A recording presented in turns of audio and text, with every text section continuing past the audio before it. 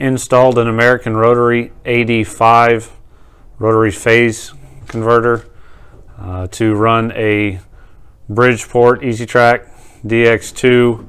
This is a series 1 mil, supplying power via an 8.2 Romex line that's about 50 feet from the breaker box, trying to make sure I don't have too much current draw. So far it's done fine, but I've had limited usage of it while I rebuild the mill. I'd like to just do a basic overview of what I have for a setup and if somebody's looking at something similar. If we start the unit up, we've got off, run, and start. Kicks on.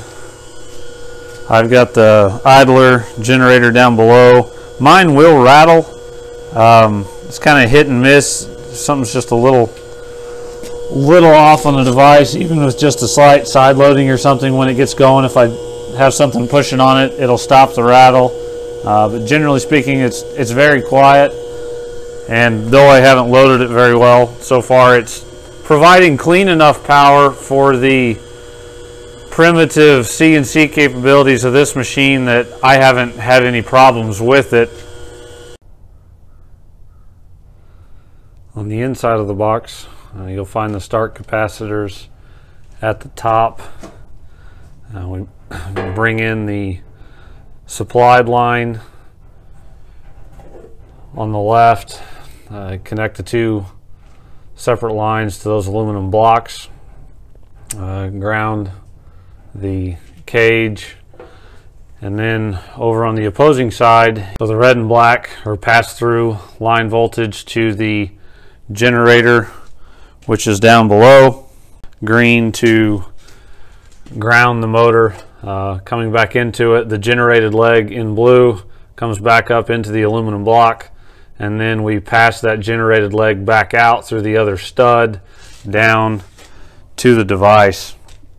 Again, I'm using this to power a Bridgeport EasyTrack DX2. It's a series 1 mil. I haven't gotten enough time on the whole thing to really give a review of how I like the phase converter.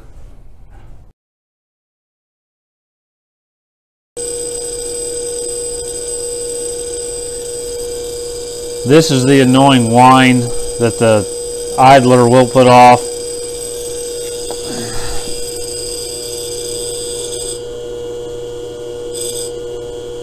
It doesn't take much to stop it. Sometimes I put a block of wood or something next to it,